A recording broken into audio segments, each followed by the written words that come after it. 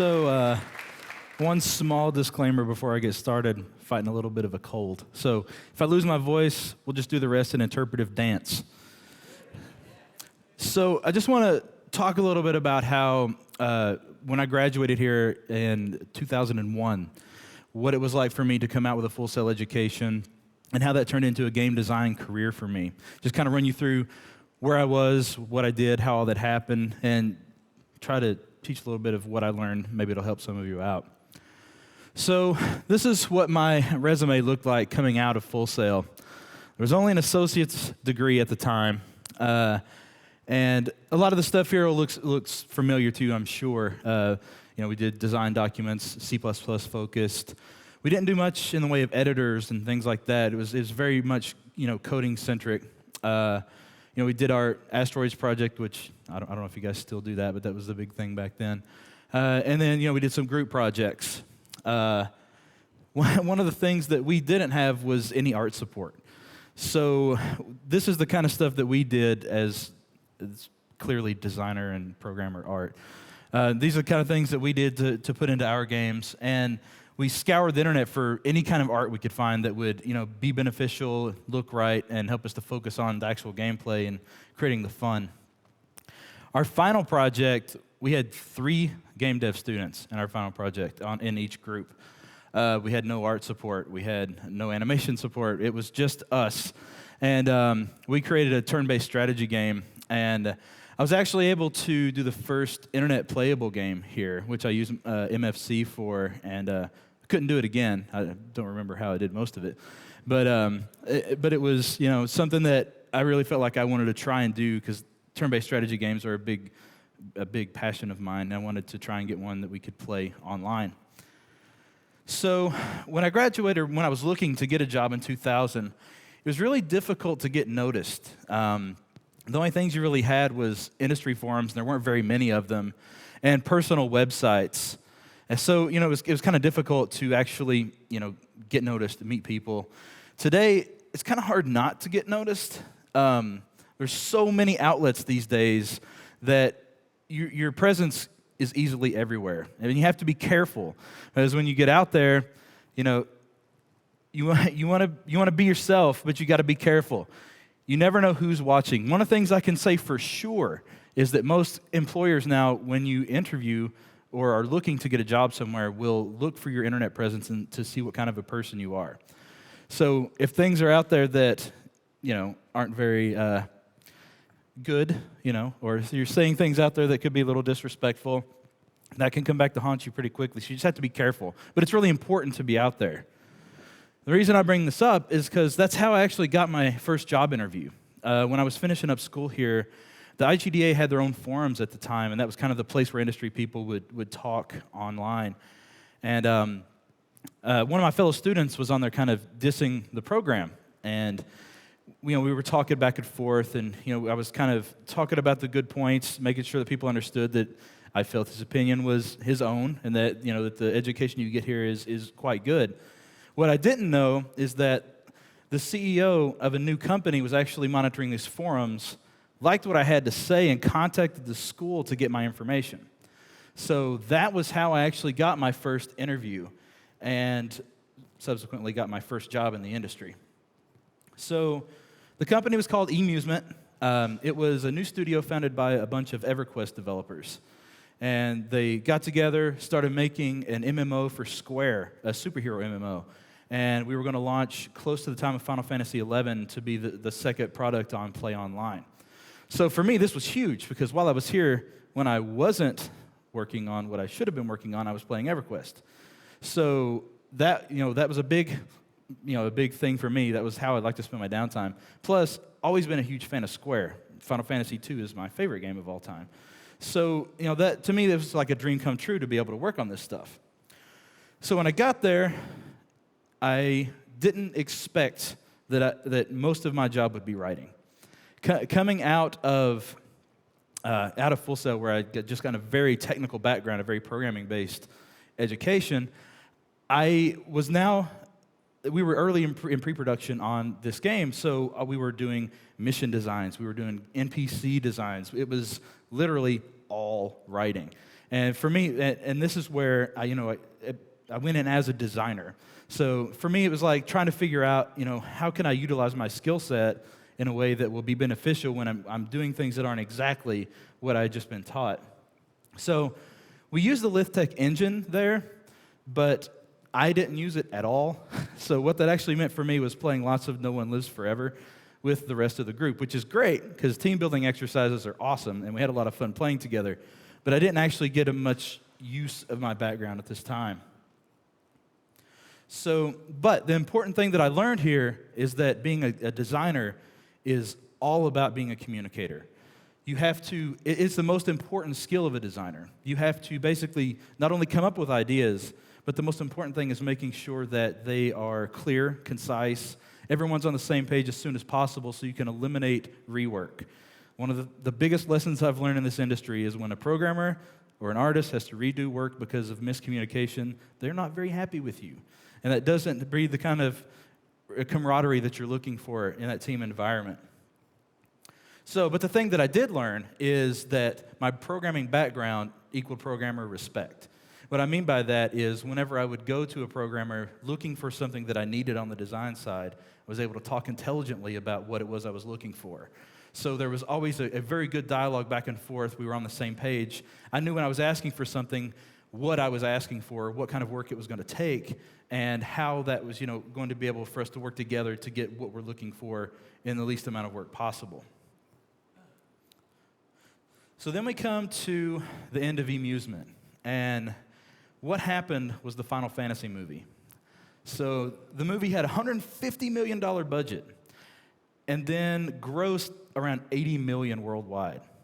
So when a company loses $60 million on a project, they've got to find a way to recuperate. And basically what they did was pulled in all external funding at that time for everything.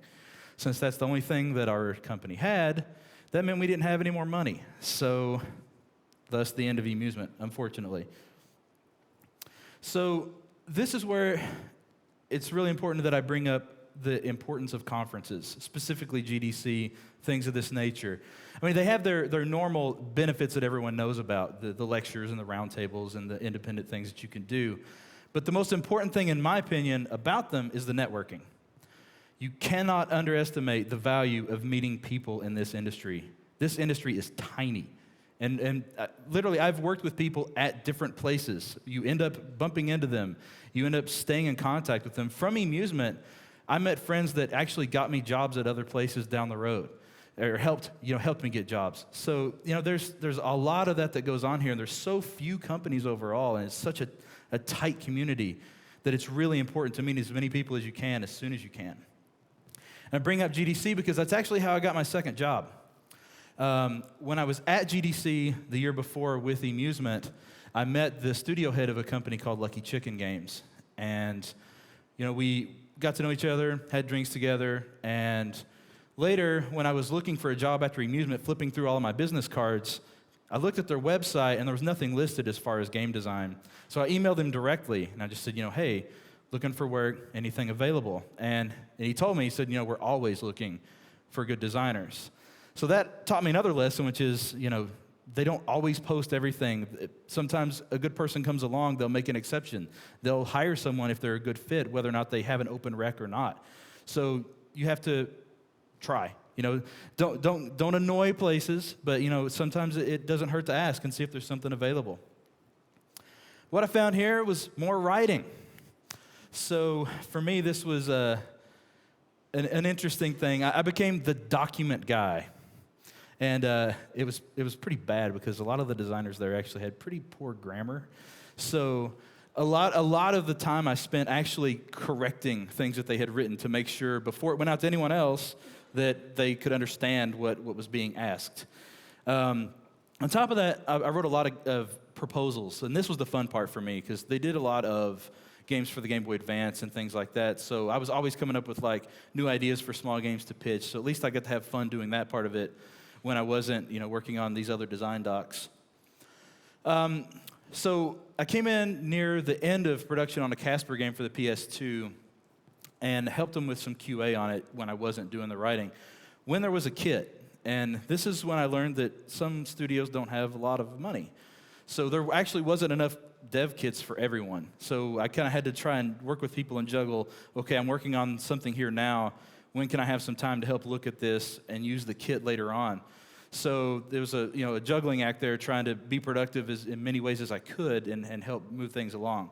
So I did get my first credit here, I suppose you would say. It was a QA credit, since that was all that I did on the game. But hey, I'm new to the industry, second job. Happy to have something I could put on my resume. But then the game shipped, and they laid off most of the studio.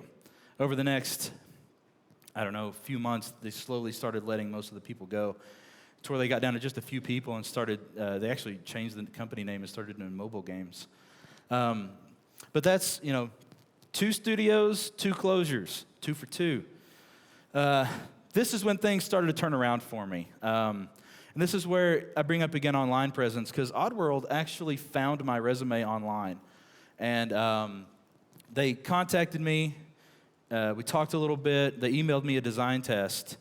And I wanted to iterate, for anyone that's interested in being an actual designer, start taking design tests now. And I don't mean taking them for a company. I mean find any that you can, read them, and start practicing. Because this does 2 things for you. One, it helps you focus in your thoughts on what people want to hear from you about what you think about design and how you approach things as a designer. So you get that practice of focusing yourself, but also you start to get out there and see what people are looking for, so you're able to better be prepared for when you do one of these down the road. And this is something you could do now. You could be this could be your first month here, and this is something you can start practicing on and just getting ready for way down the road. It's never too early to be ready for that portion of your career. So they did the phone interview. Then they brought me on for an on-site interview. That's another thing I would highly suggest, is do practice interviews with people. It's amazing how uncomfortable people can be in an interview. And it's really important that the first impression that you give them is confidence, and that you are not fumbling over your words. And the more you can practice, the more it will help you to be able to be comfortable in that situation. Even if you're just practicing with a fellow schoolmate, hit each other with hard questions, try and throw each other off. Get it to where, you're comfortable with thinking on your feet as much as possible. Some of it's unavoidable. You're going to be nervous, but as much as you can do to help will be great. So when you're going on for an interview, you need to research the company. You have to play their games. I cannot tell you how many people I have interviewed, and I asked them, hey, have you played Red Faction Guerrilla? No, I haven't played it. Really? Okay. So what I want to know as a developer is how you can help me make the game that I'm making. I'm not interested in you making the game that you want to make. That's for you down the road. I want to know how you can help me make this one. And if you don't even know about the games that we're making, how are you going to help me? I mean, you get a huge leg up if when you're talking, you can at least talk intelligently about what it is they make. A lot of the questions that we ask in interviews are, what did you like or not like about the games that we've made previously? What would you improve on? We want to see how familiar you are with our games, and how you think about what we've done and ways that we can improve it. Another thing I highly recommend is researching the tools that the company uses. I found out that Oddworld used Maya, which I had never used at all. So I spent the next 2 weeks before flying out there learning everything that I could about it, because I wanted to be able to talk intelligently about the tool, give them a base knowledge, and show that I had, if nothing else, that I showed the dedication to start learning what they're going to use, and be honest with them about, I'm willing to learn. I may not know it yet, but I'm going to do what it takes to learn what you need me to learn. So this is where I found out that designers can do a lot. A designer was responsible for a lot of things at Oddworld. We did all the level design and the layout, all the scripting, all the character creation, we wrote all the dialogue. We did a whole bunch of things there.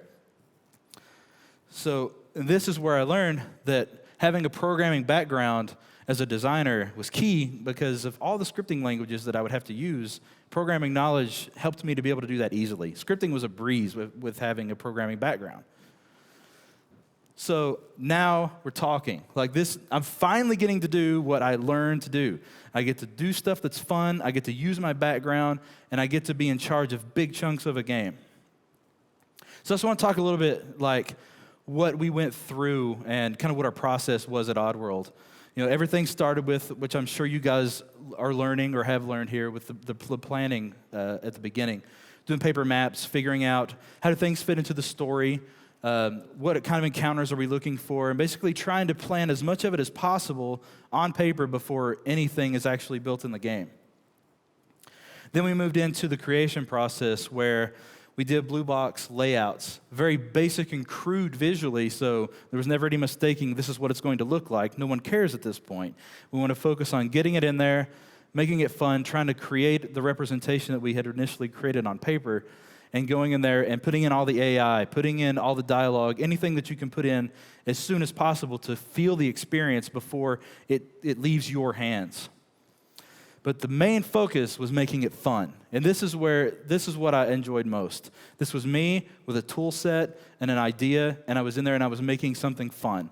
And I made it fun and I completed it before it went into the next stage, before someone turned it into a beautiful area as well. And so then we would hand it off we work closely with the artist, we'd be paired with one.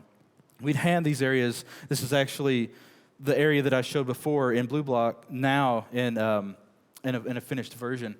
So, there's at this point, there is a lot of back and forth where whenever possible, they would create verbatim the space that we created, but sometimes to do something a little more artistically, they need a little bit of wiggle room. So it was a little bit of back and forth and making sure that my gameplay stayed as fun as it was while they were still able to do the things they wanted to do visually. So one of the first things that I did when I was there was, when I came on board, they decided they now had time in the schedule to create some new bounties in the game, and kind of one of the boss battles. And so I came up with the idea for Joe Mama, which was basically a mother that had dozens and dozens of kids that were kind of her minions. But the thing that was interesting was I got to come up with the character. I got to write all of her dialogue, all of her son's dialogue. I got to come up with new mechanics where I created a new electric wire mechanic that was time-based. I got to create this giant pile driver that worked in the world.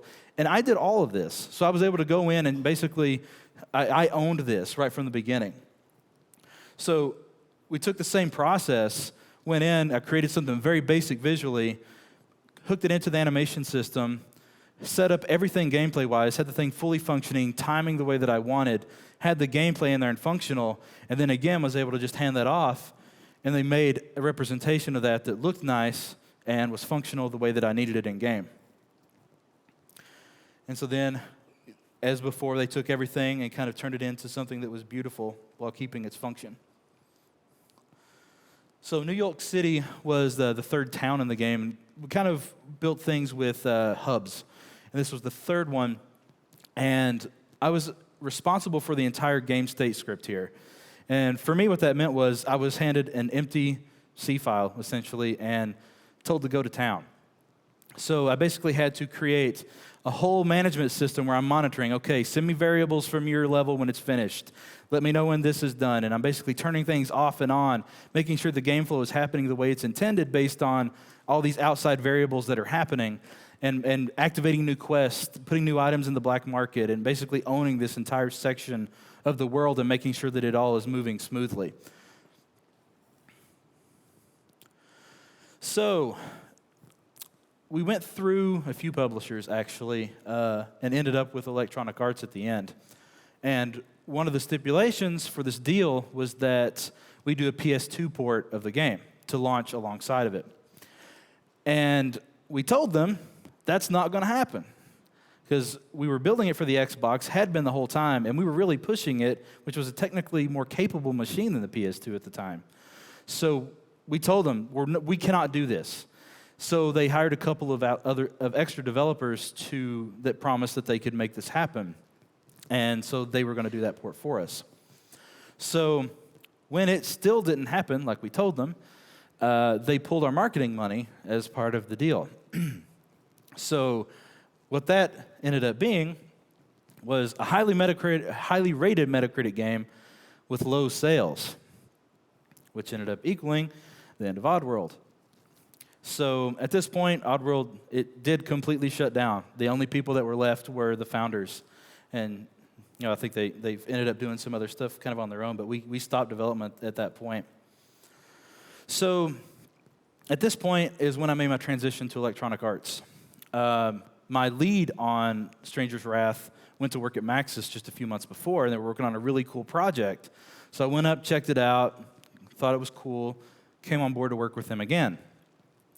Well, it was no less or no more than a week when they canceled the project, pulled everybody in the studio that they could to work on The Godfather. So we actually had 300 people in studio working on this game at one point. And so this is where it became all hands on deck, and let's get this thing done. So after that was done, I moved on to be the first level designer on the Simpsons game. And you see here from the blue box art here, I was able to take the processes and my learnings from Oddworld and bring that here. So I actually created a very similar pipeline, and we built things the same way as we did before, getting everything functional, using the same techniques, and then getting it to where it was fun and playable before we moved on to the next thing. In addition, I worked on the Springfield hub, which was very similar to the city that I had done in Stranger's Wrath. So I was able to reuse a lot of those learnings in creating an area where I'm managing what missions are now available, created all of the collectibles areas for people to find stuff, and that's where I actually first even started managing some small groups of people, where I was managing a few designers and their gameplay, and then also an outsourcing team of artists in Salt Lake City. So, but this is where I learned that you need to know your limits. I was working on what we called our Core X, which was our first level, first playable, and I had a really tough deadline, and I got sick. So I worked so hard that I was actually building the game, taking a nap on a couch next to my desk. The build would get done, I would go check, do some more work, build again, take another nap. I got so sick that I got the 90% of the entire team sick. Yeah. So, thank you. Yeah. So when the game shipped, they gave me this plaque, and they dubbed it the J-cell virus. So yeah, so I think back, all these people that were out for 2-3 days at a time, how much I must have cost the company at that point. Sure, they were pretty happy about that. But yeah, it's really important to know what your limits are. Seriously, for me, I learned I can't keep pushing like this. I need to find ways to make sure that I'm able to stay healthy when have these kind of deadlines. So the next thing for me was Godfather 2. And this is where I got my first lead credit. And the focus for me shifted a little bit from working solely on creating things and now getting the opportunity to give design direction, to plan help people plan what the time estimates are for the work that they're going to do, reviewing their work with them and helping give them feedback and that kind of stuff. On top of that, I was still doing level design. So I was actually doing 2 jobs at once. And so I had the first mission, the second mission, and the last mission that I'm building, scripting, bug fixing, the whole 9 yards while giving that direction, which ended up being a lot. So this is where I learned, again, to know my limits, but I did learn I really love the direction part of things, but I need to kind of, when possible, choose which one I'm going to do a little bit more of, because I can't do both, even though I'd love to. So now we come to Volition. This was my first move by choice. And what I mean by that is, there was a lot of company closures there. But this time, I actually wasn't even looking to go anywhere until saw the job posting and was contacted by Volition. And I didn't even know where they were, actually, at the time. And looked them up, saw they were in Champaign, Illinois, which was perfect because I'm from Kentucky and my wife's from Wisconsin. So it was 6 hours from each. Perfect. We can now be close to family. Instead of seeing them once a year, we could see them twice a year. But it was good that 6 hours is perfect, right? Because I can leave in the morning, be there in the afternoon, but they won't ever just show up for dinner. So I had that luxury, which is really nice. But when I got there, that was the thing that actually made me consider it. And when I got there, I saw that I was going to be able to be on Red Faction Armageddon from pre-production all the way through. And for me, this was huge because I've worked on all the various stages of development, but had never started from the beginning and worked all the way through. So, I've been on the project for almost 2.5 years now. It'll be a little more than that once we ship in May. And so that was a really big thing for me. The other thing was the technology. When I saw what they were working on with Guerrilla and saw the challenges that I would face in a fully destructible world and creating experiences inside of that was a new challenge for me and something that I thought would be really interesting and something that I wanted to do. So, this is where I, again, lead level designer, but this time, before on Godfather, the overall stuff had been kind of planned ahead before I came onto the project. This time coming in, I was able to actually do all of it from the beginning as far as, figuring out what missions we were going to do in the beginning, having everything work together, doing all of the design direction and reviews for stuff as we were moving along. But this meant that I was less hands-on, learning before I couldn't do both. I did get sections where I would go in, create pieces of gameplay and hand it off to someone. But I'm not doing the day-to-day, I'm in there scripting, doing that kind of stuff. Now what my role is more like is working with the guys closely, making sure that the gameplay that they're looking for is what, they're getting what they're looking for. They have the tools that they need. Thinking about the player experience from moment to moment, but also now looking at the game more broadly. And instead of focusing on one level and building that, now I'm looking at everything and saying, how does what people are doing fit with the game across the entire arc? Where are those ups and downs? What adjustments do we need to make sure that the game is fun across the entire spectrum? But it also meant lots of meetings, lots of meetings. There were times where I literally would spend the entire day in meetings. That was not uncommon. So, but it helps with the communication part sometimes.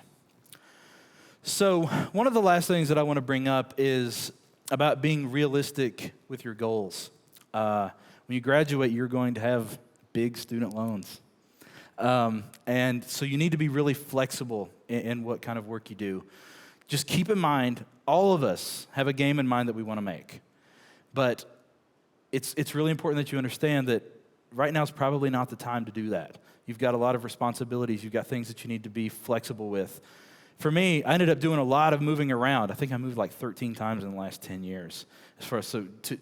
You got to do what you have to do to get your first job in this industry, to make sure that you stay in this industry. You'll eventually get your opportunity to do what you want to do, but you've got to be flexible, especially when you're starting out. You have to think long term. Think down the road. Make a 5-year plan, a 10-year plan, where you want to be, and then take those steps as you see them to move you toward those plans. Now, the reason I bring it up is I had a 10-year plan when I left here to be a design director on a AAA game title. And I've worked on a lot of AAA games. That's what most of them have been, and I'm very happy about that and very pleased. But it's funny. This month is actually 10-year anniversary since I graduated from Full Sail, and it was just announced at Volition that I'm going to be design director on my next project. So, yeah, thanks.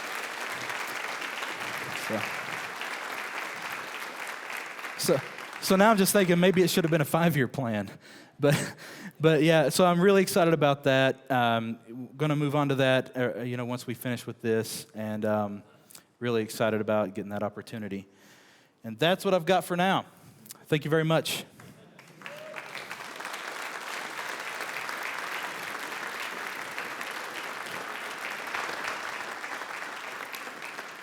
So I think we're going to do some Q&A now. There's microphones on each side.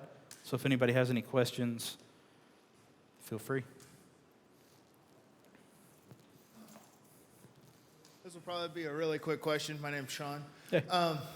You were talking about playing the games for the company that you have the potential to interview for. What about using demos instead of full games? And for example, Guerrilla, I played the demo of it, but I never played the full game. Yeah. Can that be considered enough knowledge of the game? Absolutely, yeah.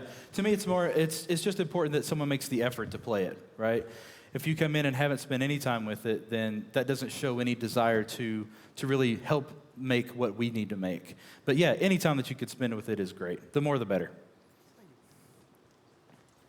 Hi, my name is Jessica, and I want to give a shout out because I'm from actually Charleston, which is about an hour south of Champaign. Cool. So it's like my hometown. How's your cinematic department? How is our cinematic department? Yeah, like, As in, well, so we do a few things. For Armageddon, we actually are outsourcing our full cinematics. okay. But we do have a group in-house that are doing our what we call moments, and which are working on in-game type cutscene areas, but aren't full rendered Yeah. cinematics. Do you guys have a lot of people working on that, or is it just a minimal team? As far as the in-game stuff, Yeah. yeah, it can be pretty sizable. I mean, we have animators, we have various artists, lighters. Just some people split resources amongst stuff like that. Okay. Thank you. Yep. Hello. You said earlier that everyone has that game that they want to make, and they always have it in mind, but you have to wait on it. What's your game that you want to make? If I tell you, are you going to go make it? No, but it just seems like it'd be No, really cool. it's really funny for me. The turn-based strategy game that we started to make as our final project is what I would like to do. Final Fantasy Tactics, those types of games are huge for me, and it brought a tear to my eye. My 6-year-old son was playing Tactics the other day on his DS. So, that's what I want to make. I want to make a fully Xbox Live or handheld, internet playable turn-based strategy game someday. Okay. Thank you. Yep. What's up, Jameson? I just have a quick question. What advice could you give us when it comes to starting indie teams, and especially now with all the problems we may face coming up? As far as getting a job and getting into the industry? Well, starting your own team, starting an indie team, and just kind of start your own project, even though you're facing all these types of challenges. It's really interesting. The thing that I'm seeing these days is it's getting much easier for independent development, right? Things like XNA, the tools that are being provided, for instance, like the new UDK stuff for the iPhone. It's getting really easy for small teams to get together and create something. We actually had a guy that left Volition, started Radiant Games by himself, and is putting games up on their indie store and doing pretty well at it. So now it's interesting because it's enticing, right? But you have to be careful. You have to, like I said before, be responsible and just make sure that you're able to do the things that you need to do if you're going to do something like that. Now, a lot of people ask me about doing stuff like that while being employed by a company like THQ. And that's something that you have to work really closely with them and make sure that's something that's okay and get that stuff approved, because technically they can own that. So you just have to be careful with that kind of stuff and make sure that you are doing it the right way. Okay. Thank you. Hi, Jameson. My name is Brian Wheat. Hey. And you talked a little bit about design tests. Could you maybe more elaborate on where we could find some design tests and what kind of questions are in design tests? Yeah, sure. Like I said, feel free to email me. I can send you all the ones that I found. Most of where I got mine were from taking them. And, I would do a design test for a company or ask them for one. But the kind of things that they'll ask is, what is your favorite game? What is your favorite genre, right? A lot of times very simple questions because they're looking to see what kind of person are you and how do you talk about games, right? And they'll ask things like, for instance, one of the things that I think we actually even ask at Volition is, what are the two things in Saints Row what are two things that you would improve on Saints Row 2, and two things that you would, two things you liked and two things you would improve? And what we can see from that is, how are you looking at everything? How are you analyzing what you're playing? How are you thinking creatively about what you're seeing and how you can improve that? And we get some insight into what kind of person you are and how you think design-wise. Great. Thank you. Yep. Hi, Jameson. I'm Rob Buchheit. I just started the Game Design Masters here at Full Sail, and I was wondering, what was the best advice you can give to people who want to be game designers other than the networking, like getting involved with modding or writing your own design documents or what? The first thing that I always tell people, I get asked a lot about education, and since you are all here, I don't need to tell you that this is the first key, right? You almost have to have a gaming education these days to get into game design. But the other thing that I really stress is you need to start making games now. And what I mean by that is, the first thing I suggest for people that haven't actually built levels and things like that is take a game like Little Big Planet and start using their tools to just, at first, even just recreate something you see in there. So you start evaluating, how are the things built? What do I need to do to build these things?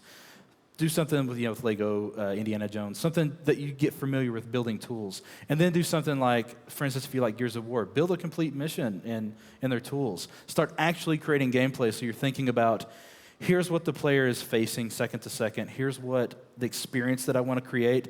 Start planning it out on paper and go through the whole process, because when you can show someone, here's the process that I took to do this, one, you get the practice, and two, you have something to show so people see how you did that and how you would fit into their work environment. All right, thanks a lot. Yep. As a environmental artist, I was wondering if you could give me any resources to learning game theory and level design so I can incorporate it into my art. That's a good question. As far as learning game theory, there's a book called Art of Game Design by Jesse Schell that I recommend to everybody. It takes design from a very basic form. It even starts with play and just basically goes through and talks about what it is, how you can evoke the kind of responses you're looking for, how you need to build games from a very basic form, and then goes into the much broader development. That's what I would suggest for actually learning about design. And what was the other part of the question? Just resources to learn game theory and level design. Well, yeah, there's as far as learning level design, that's an interesting one. One of the things that I really suggest for that is watching talks from places like Naughty Dog. They did one recently about level design and what their process is. And basically, anything that you can find there's a lot of resources online. And there's a few books about level design, too, that are pretty good. If anything you can find to kind of go through that and see the process, talk about it, that's what I would suggest. Thank you. Yeah. Hey, my name is David Pierre. I'm actually in final project right now, and I found it interesting how you said that you've had day-long meetings sometimes. I wanted to know what you think would be the hardest part about level design, whether it's within pre-production or just production in general. I fully believe level design is the hardest in pre-production, mainly because you're basically having to create something out of nothing, right? Sometimes early in pre-production, the story hasn't been fleshed out. You don't know exactly what you're looking for, and you're trying to map out an experience on thinking about second to second, moment to moment. And early in pre-production, all of the mechanics aren't nailed down. You don't know exactly what you have to work with, so you have to be a little flexible. So as far as level design goes, it makes it a little difficult. You have to kind of work with what you know you're going to have, prototype with what you can, but also be flexible and willing to make changes as you need to. You'll find even all the way through the end of production that things are still evolving, and you're having to find ways to accommodate the changes that are happening. All right, thanks. Yep. Hi, I'm Frank Mercurio. I talked to you earlier up in the game studio, but I do have a question about what do you find the job position is hardest to fill at game studios or just in general? Which position is hardest to fill? Either on both the art or dev side, which is the game position or the skills that you guys just really just need to find usually. Yeah. Usually the toughest thing to find, honestly, is people with a lot of experience, especially in a place like Champaign, Illinois, because nobody wants to live there. So it gets cold. But the big thing for us is trying to find people that have a lot of experience. One of the things we found, though, we've had a lot of luck with hiring graduates recently, because we're finding that the skill base that they're coming out with gives us a baseline for technically what we're looking for, and the rest can be taught. So we're finding that it's not as difficult now to fill those positions as it was before, but it's always difficult to find the more experienced people. That's the biggest thing for us. Okay. To elaborate more on the question though, is there any specific job positions, like job titles that are harder to fill And if so, would you say it's because of experience? You want a more experienced person for that position, or it's just you can't find someone who knows and can do what you want them to do? Yeah, I don't know that there's a particular position that's hard to fill, to be honest. Like, I think it really just comes down to who's available at the time and what do you have available. It's really interesting to try and find, for instance, writers who have a writing background in games. Trying to fill things like a lead designer position is really difficult, and you have to be very careful with something like that because you need someone that will fit into the culture well, and it becomes more of a fit than it is an experience type thing. But as far as like an actual position that's generally the hardest, I don't know that there is one, in my opinion. Okay, all right, thank you. I was curious, when you went to Volition, you said you voluntarily moved there. How sensitive are companies to people just leaving for other companies? They don't like it, but we don't like it when they lay us off either, right? You know, the thing that was interesting for me there was I had a really good relationship with EA. Things were going well there. I gave them a month head notice and got the game through up to alpha before I left, just so, you know, it was like, look, I don't want to leave you guys hanging. This is a move that I feel like I need to make. But I want to make sure that I'm not burning bridges here, that everybody's, you know, at least okay with what's going on and nobody's going to be upset about it. Everybody moves around. This industry is very volatile. Companies are always closing, opening, hiring, laying off. So there's a general understanding that people need to move around. It's okay. Thank you. Hi, Jameson. My name's Josh. I was just interested in knowing, like, in terms of design, what games have influenced you the most and why? Wow. Okay. The Super Mario Brothers 3 is probably the first one as far as level design goes, just because I really felt like it, you know, any Mario game really, the way that they built things, you could almost play with your eyes closed. And if you can do that, I feel like you found a good level design. They've even took it into the thing that's impressed me the most recently is Super Mario Galaxy. Because of the way they built the levels, you almost felt like the controls were reading your mind. So for me, those are the big things that kind of influenced me. But on the other side, like I mentioned Final Fantasy II before, that was the best story that I'd ever seen in a game. And of course, now it's probably pales in comparison to some things that we have. But it was something that really struck a chord with me and something that I felt could bring games closer to art than just something that you do in the evenings and on the weekend. So for me, that was some pretty inspiring stuff. Thanks. Yep. Hey, Jameson, I'm one of the master students here, and I was just kind of wondering, you've been in the industry for a long time, so I'm sure you've got some production horror stories, like things that just did not go well for you guys. So I was wondering if maybe you could give us a good one and tell us how you got through it. Oh, man. Well, you know,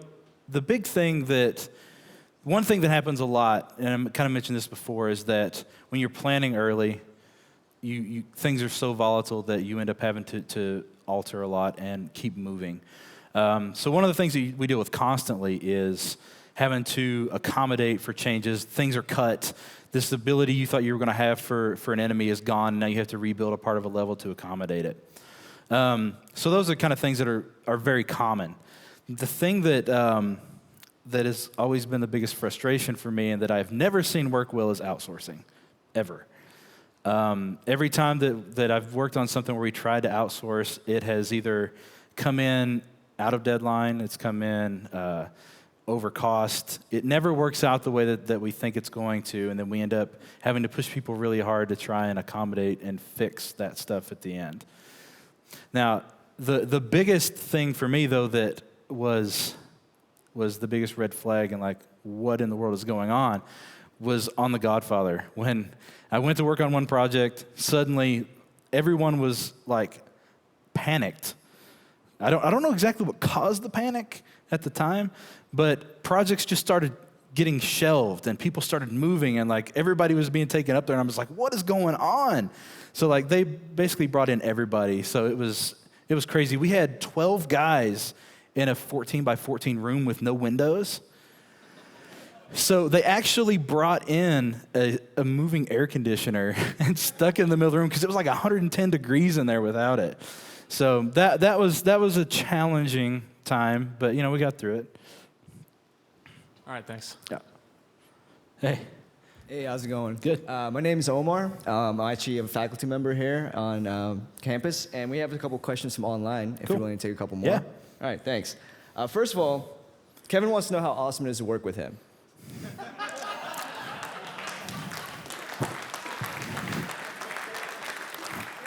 So, I don't know how to answer that question. So Kevin's a cool guy. He's doing a really good job. I don't have any reason to be upset with him yet. I'm sure he appreciates that. He's online right now. He says hi. All right, so if someone already has a degree in the computer science program and they want to go for one in the game design, is it actually a good idea for them to start applying as soon as they can? Should they wait to get the other degree? What do you think is the best practice with that? So you mean like CS people that want to work in the games industry? Is that what you mean? If they, well, the question was written as if they are also going for a game design degree. Okay. And if they should apply early and just try to find a job whenever they can, because they might have the opportunity to come up. This actually came up yesterday when I was talking with some people, and this industry is very small. What I believe about this industry is when you can get a job, take it. Because yes, education is important. I don't want to negate that in any way. Don't misunderstand me, but education is all about getting a job.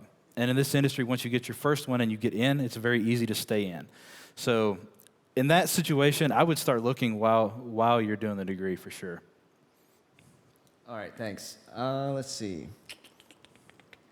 Have you actually had a chance to look at the current game design courses that we have online at Full Sail? And what are your opinions about the courses and how do they compare to your education here? Oh, that's interesting. Only a little bit. It's something actually that was brought up yesterday and that I'm wanting to look into a little bit more. So let me look into that, and then I'll get some information out there about that. All right. And